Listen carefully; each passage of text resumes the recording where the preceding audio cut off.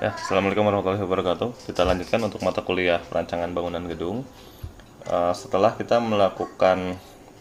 menentukan kriteria desain, ya, tahapan berikutnya yaitu kita melakukan pemodelan struktur menggunakan program, ya, bisa menggunakan program ETABS atau SAP. Nah, tapi sebelum itu kita harus membuat dulu preliminary design, ya. Tahapan dari preliminary design itu di sini kita bisa mendapatkan dimensi awal.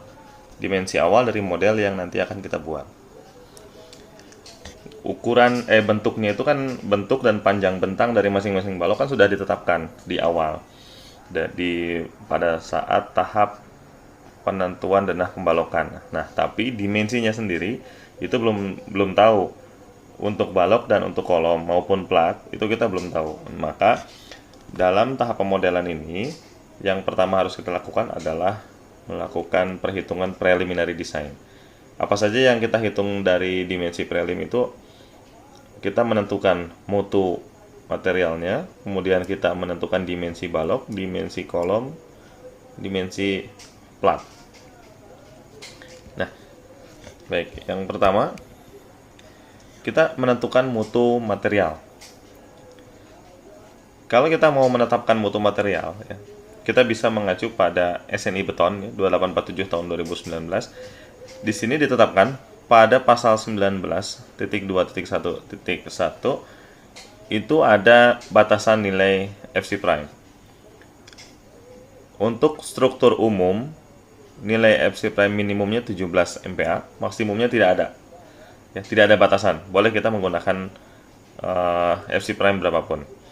Dan untuk sistem rangka pemikul momen khusus atau dinding struktural khusus yang menggunakan beton normal, maka nilai FC prime minimumnya adalah 21 MPa. Ya, 21 MPa dengan batas maksimumnya tidak ada. Tapi kalau kita menggunakan beton ringan, dibatasi maksimumnya adalah 35 MPa. Ya. Perhitungan modulus elastisitas itu ditetapkan 4.700 akar FC prime untuk beton normal. Tapi kalau beton dengan mutu tinggi katakanlah FC prime 40, ya. Nah, itu kita bisa menghitung menggunakan rumus yang kedua, ya. Berat jenis pangkatkan 1,5 kali 0,043 akar FC prime. Dengan berat jenis betonnya range-nya antara 1.400 sampai 2.560 kg per meter kubik. Kalau betonnya normal misalnya 30 MPa gitu, ya, kita bisa langsung menggunakan 4.700 akar FC prime saja. Nah, untuk baja tulangan, kita bisa tetapkan juga, bisa dilihat di SNI 2052. Nah, di sini menetapkan mutu untuk tulangan itu adalah yang ulir 420 MPa. 420 MPa dengan tegangan putusnya 525 MPa.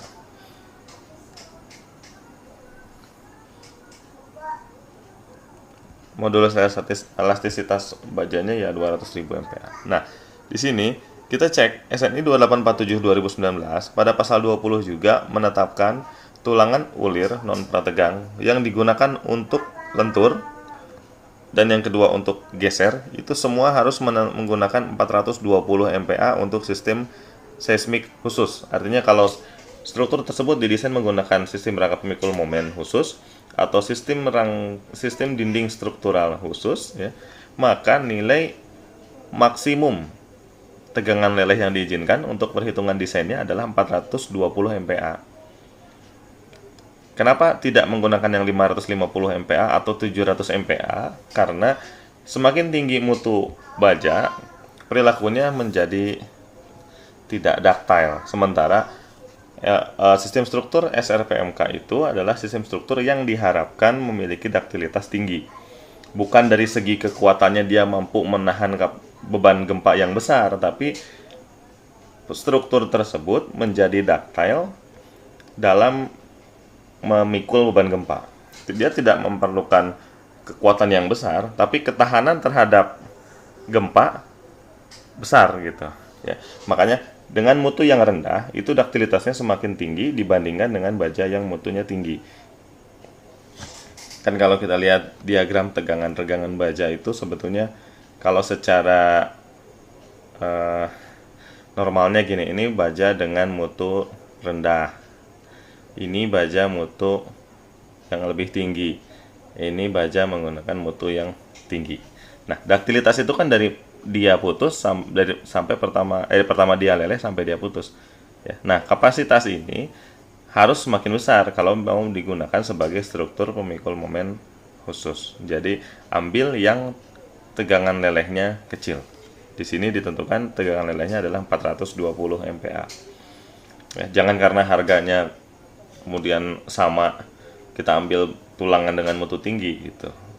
Tapi lihat juga ketentuannya, karena memang bukan semakin tinggi mutu itu semakin baik, nggak juga. Tapi ada hal lain yang dari mutu yang tinggi itu sebetulnya berbahaya karena strukturnya menjadi getas. Beda dengan kita pasang tulangan dengan mutu yang rendah. Daktilitasnya akan semakin baik. Tapi dibatasi senilai 420 MPa. Nah, berdasarkan SNI 252 juga sama pasal 6.5. Nah, di sini ditetapkan baja tulangannya adalah dengan mutu 420. Ya, tipenya tipe BJTS 420B. Itu kodenya. Kalau sampai menggunakan yang polos, itu tulangannya mutunya 280 MPa. Ya. Ini sesuai dengan ASTM A 706M dan ASTM A 615M. Oke. Nah, itu untuk mutu material. Kalau untuk mutu ya kita tinggal tetapkan berapa mutu beton, berapa mutu tulangannya. Kalau kita menggunakan baja ya kita tetapkan juga berapa mutu baja yang akan digunakan. Nah, yang berikutnya adalah kita melakukan perhitungan preliminary balok. Dimensi balok itu harus kita tetapkan di awal. Kalau denah pembalokannya sudah jadi, kita belum tahu mau kita pasang berapa tinggi dan lebar dari balok tersebut. Ya. Nah, untuk menetapkan tinggi dan lebar dari balok, biasanya mengacu pada SNI 2847 pasal 9. Ya, yang tahun 2019 ini ada di pasal 9 untuk tinggi minimum balok non prategang. Nah, di sini biasanya ditetapkan berdasarkan tumpuannya. Kalau perletakan sederhana, biasa menggunakan minimumnya adalah L per 16. Kalau menerus satu sisi, L per 18,5, menerus dua sisi. Kalau menerus dua sisi itu artinya setelah ada balok ketemu kolom-kolom, di situnya masih ada balok lagi. Ujung sana ada balok, ujung sininya ada balok lagi gitu ya. Nah, itu adalah L per 21. Kalau strukturnya cantilever, bisa menggunakan L per 8. Tapi ini minimum. Kita bisa tambahkan, kalau ternyata setelah kita hitung menggunakan tinggi minimum menghasilkan tulangannya sangat banyak, ya jadi nggak optimal dong. Maksudnya lebih baik kita besarkan dimensi betonnya, supaya nanti tulangannya tidak terlalu banyak gitu. Karena kan sebetulnya daripada nambah tulangan masih mending nambah dimensi betonnya gitu. Walaupun biasanya ini akan bertolak belakang juga dengan kebutuhan arsitek. Biasanya dari segi arsitektural tidak mau elemen strukturnya itu terlihat besar gitu ya. Makanya harus dihitung yang nanti yang paling optimal. Kalau saya sih biasanya L per 12 sudah oke lah ya. Per 12 kalau saya. Tapi nanti dicek juga lah apa dia strukturnya cantilever atau strukturnya menerus dua tumpuan. Nah, kalau menerus dua tumpuan ini kan L per 21.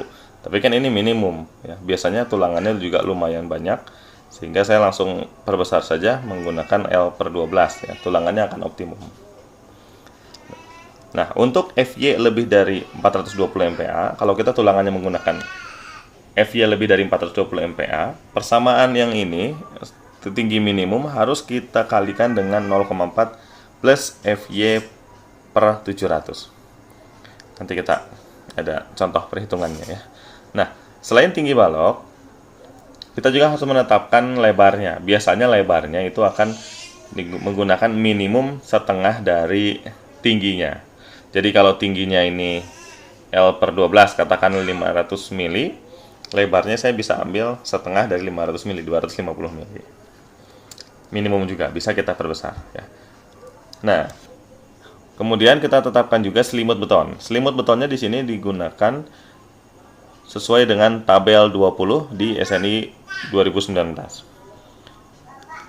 Bisa 75, paling kecilnya 20 mili, 2 cm, 4 cm, 5 cm. Ya, terserah kita mau ambil yang mana, bebas. Biasanya kalau untuk struktur yang normal sih, misalnya untuk balok gitu ya, balok, kolom yang tidak terpapar cuaca ya, atau tidak kontak dengan tanah, biasanya sih kita bisa ambil nilainya 40 mili. Kalau ternyata dia terpapar langsung dengan tanah, itu 75 mili. Misalnya untuk pile cap gitu. Untuk pile cap yang backcastingnya nggak menggunakan papan ya. Misalnya backcastingnya batako gitu. Nah, kalau backcastingnya pakai menggunakan itu, air kan bisa merembas gitu. Jadi selimutnya diperbesar. Tapi kalau dia menggunakan multiplex itu enggak. Dianggapnya tidak langsung terpapar kontak dengan tanah gitu ya. Jadi bisa juga menggunakan 40. Makanya harus dilihat juga kondisi nanti di lapangannya, pelaksanaannya seperti apa gitu. Kalau yang terpapar cuaca atau kontak langsung dengan tanah, biasanya antara 50 sampai 75 mili. Nah, di SNI 2847 juga pada pasal 18 di sini kan terkait dengan perhitungan SRPMK. Nah, di situ dibatasi juga persyaratan-persyaratan yang harus dipenuhi dalam mendesain struktur balok. Salah satunya adalah lebar. Ya, lebar balok itu tidak boleh lebih kecil dari 250 mili. Nanti kalian bisa cek lah di struktur yang kalian punya. Kalau ternyata tingginya cuma 400, berarti kan lebarnya setengahnya 200 gitu. Tapi ternyata dari batasan SNI itu ditetapkan minimumnya adalah 250 mili. Jadi tetap kita nggak bisa menggunakan selebar 200. Kita pasang 250, tingginya 400. Ya. Kemudian ada beberapa batasan-batasan juga yang memang harus dipenuhi untuk persyaratan SRPMK.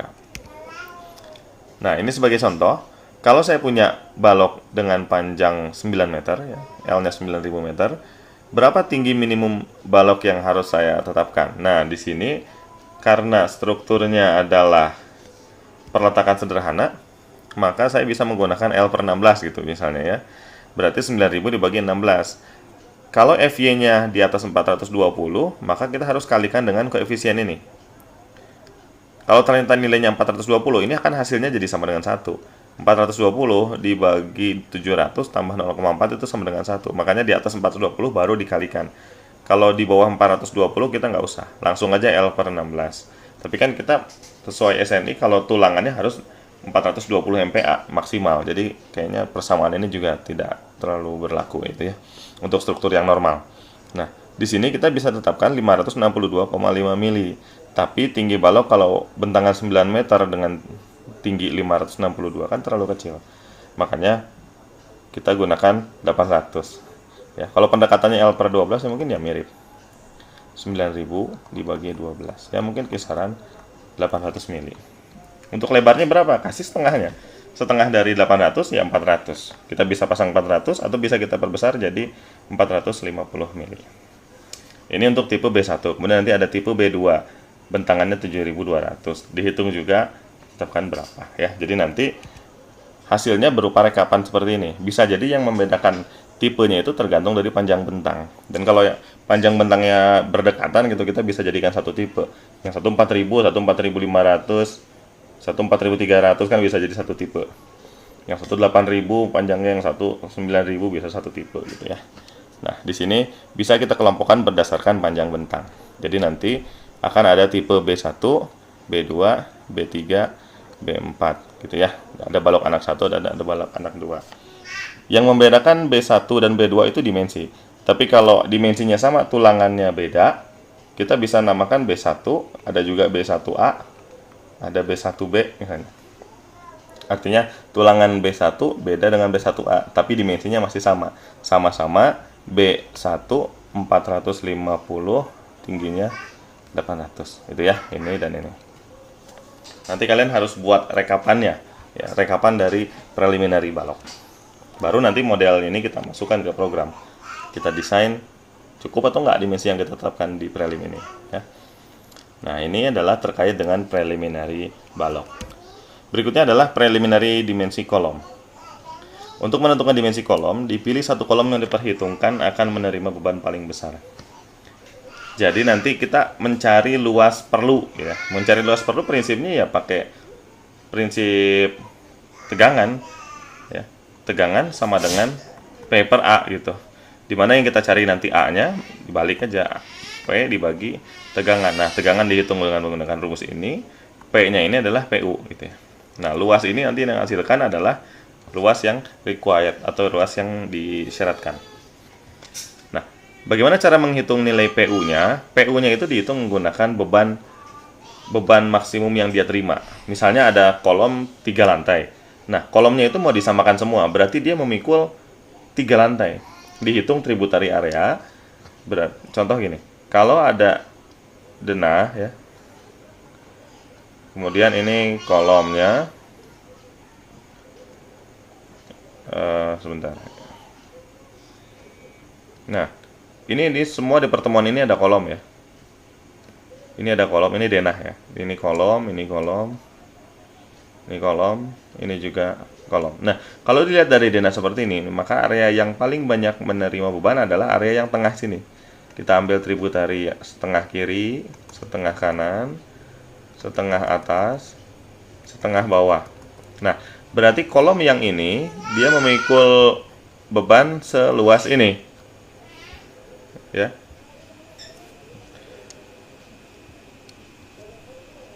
Nah, dia memikul beban seluas ini. Berarti memikul setengah ke kiri, setengah ke kanan, setengah ke atas, setengah ke bawah. Nah, ini luas area yang dipikulnya. Ini kan luas tributary area. Dihitung seluas area ini, beban apa saja yang bekerja. Misalnya ada beban mati tambahan, ada SDL. Selain itu kan ada berat sendiri. Kemudian ada beban hidup yang nanti akan dipikul di area ini. Dan ini harus dijumlahkan. Berapa nanti nilai bebannya. Kalau dia memikul 3 lantai, berarti dikali 3. Nah, itu menjadi nilai PU. Dan ini adalah ultimate loh. Berarti beban ini sudah dikalikan faktor beban. Misalnya dead load-nya dikali 1,2, super dead load-nya 1,2, live load-nya dikalikan 1,6. Setelah itu baru dikalikan jumlah lantai. Ya. Kalau misalkan gedungnya 5 lantai, saya mau samakan jadi 2 tipe kolomnya. 2 lantai terbawah sama, kemudian 3 lantai teratas sama. Maka kita hitung dari atas dulu. Kita hitung dari atas, menganggap kolom lantai 3 ini menjadi yang paling menentukan. Ya, dia memikul 3 lantai. Kemudian nanti baru kita hitung kolom lantai 1 dengan memikul 5 lantai, 4 lantai di atasnya gitu ya. Nah, itu untuk prinsip perhitungan nilai PU. Nah, kalau FC prime-nya berarti FC prime kolom. Biasanya FC prime kolom itu lebih besar dari mutu balok ya, dan plat. Kalau balok dan plat biasanya relatif sama, karena pelaksanaannya dilakukan secara monolit, dicor secara bersamaan, bisa jadi seperti itu. Kemungkinan besar biasanya seperti itu, tapi kalau kolom terpisah ya. Karena keruntuhan tidak boleh terjadi pada kolom, maka biasanya mutu betonnya itu untuk kolom diperbesar. Kalau balok katakanlah 30 MPa dan plat 30 MPa, bisa jadi kolomnya 40 MPa gitu. Nah, kemudian FY-nya itu adalah yang tadi 420 MPa dan rho itu adalah rasio tulangan. Untuk kolom bisa 1 sampai 6%. Ya, kita ambil 1,5% lah. Kalau 1% tuh biasanya terlalu sedikit ya, tulangan itu. Biasanya di range sekitar 1,5% sampai 4%. Kalau 6% juga memang terlalu banyak gitu ya. Nah, nanti dari perhitungan ini kita bisa mendapatkan luas perlunya. Kalau udah dapatan luas perlu, contoh luas perlunya 100 cm persegi, ya berarti kan kita bisa dapat dimensi perseginya, ya tinggal diakarkan aja. Maka ini 10 kali 10 cm. Nah, kurang lebih seperti itulah. Nah, ada juga batasan-batasan kolom. Sesuai dengan SNI 2847 pasal 18, itu dimensi kolom itu minimum 300 mili. Jadi kalau mau ini 10, ya nggak bisa. Kalaupun perlunya cuma 10 kali 10, tetap kita kasih 30 kali 30. Gitu ya.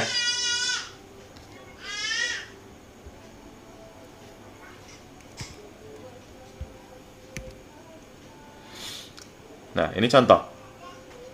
Untuk penetapan preliminary kolom, contoh mutu betonnya 40 MPa, FI-nya 420, rho-nya diambil 0,015 yaitu 1,5%.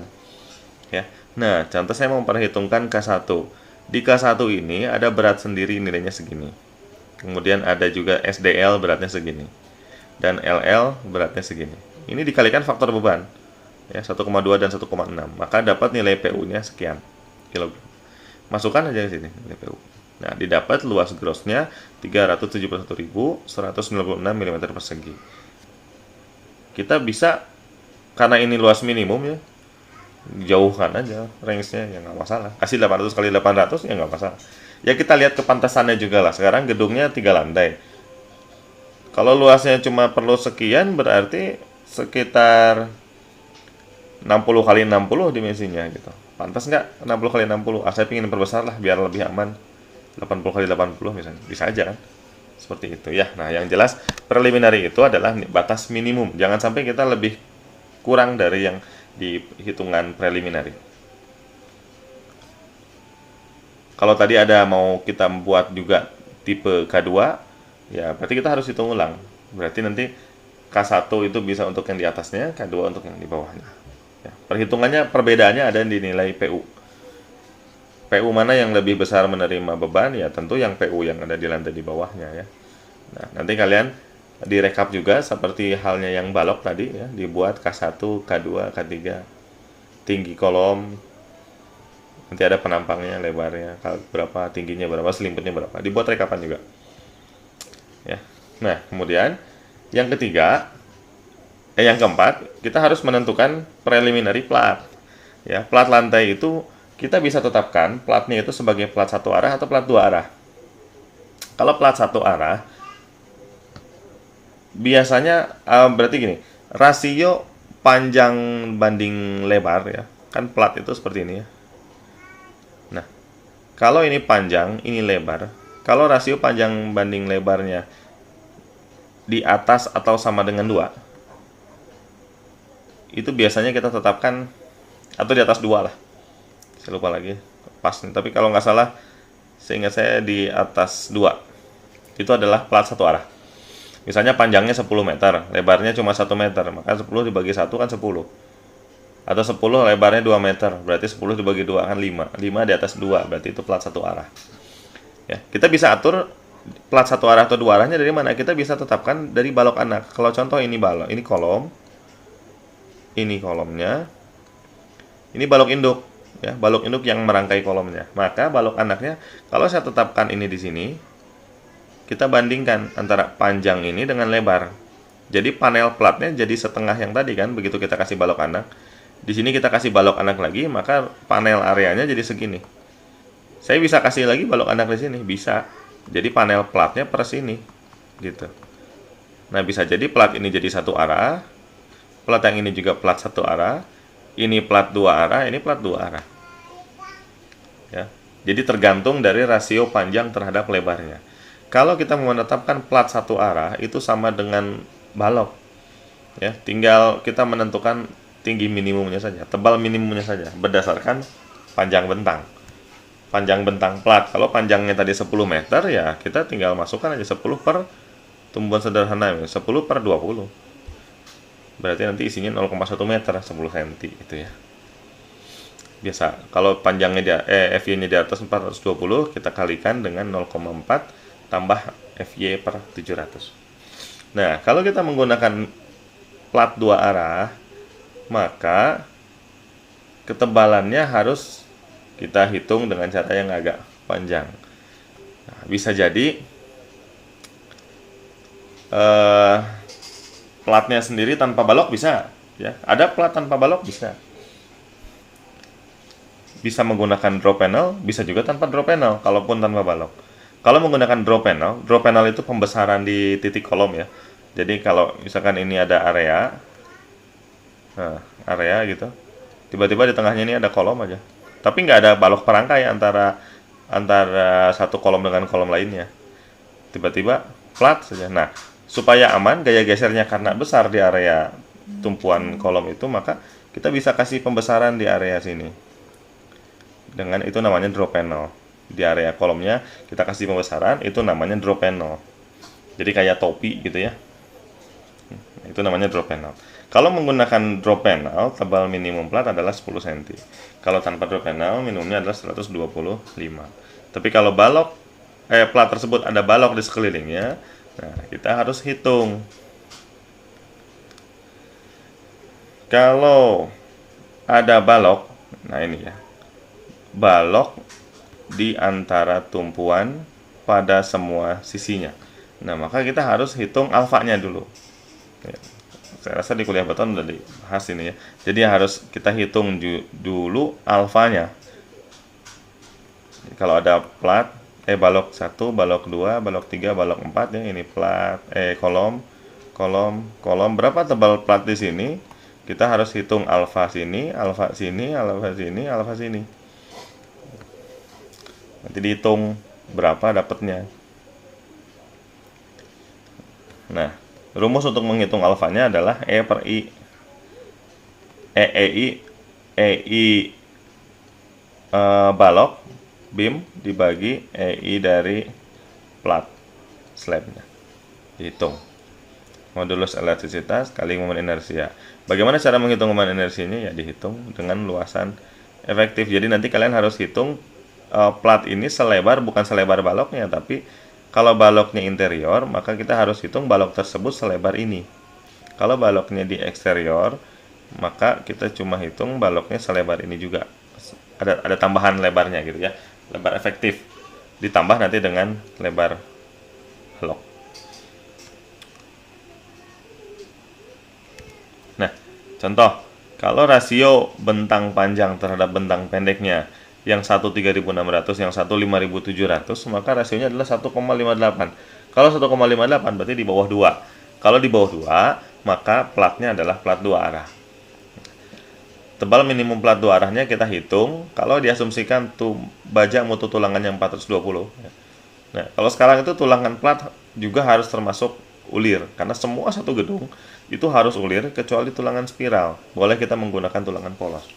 Kalau dulu sih kita biasa hitung tulangan plat itu kasih polos saja, tapi ternyata semuanya harus ulir.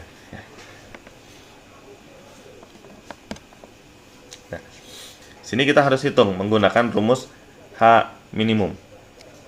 Rumus H minimumnya adalah Lx kali 0,8 tambah Fy dibagi 1500 per 36 plus 9 kali beta. Nah, apa parameter-parameternya itu? Kita lihat di sini. Ya, kalian bisa cek di SNI juga, di tabel 8 SNI. Nanti ada parameter-parameternya, apa yang dimaksud dengan beta, apa yang dimaksud dengan alfa. Ya, yang tadi ini harus kalian hitung berapa. Ini bukan 9, ini alfa kali ya. Oh, 9. Kalau ini di atas 2.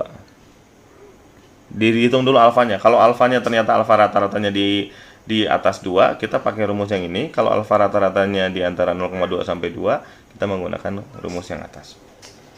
Ya. Ini tebal minimumnya.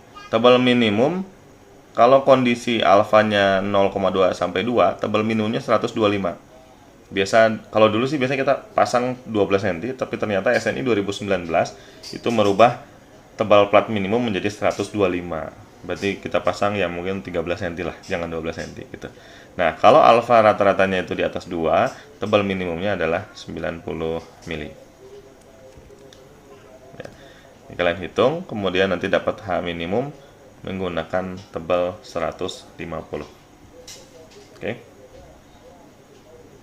Itu kurang lebih perhitungan preliminary yang harus dilakukan, di mana nanti setelah bentuk denah pembalokannya selesai, kalian harus memodelkan denah tersebut pada program, dan otomatis program akan meminta dimensi penampang gitu.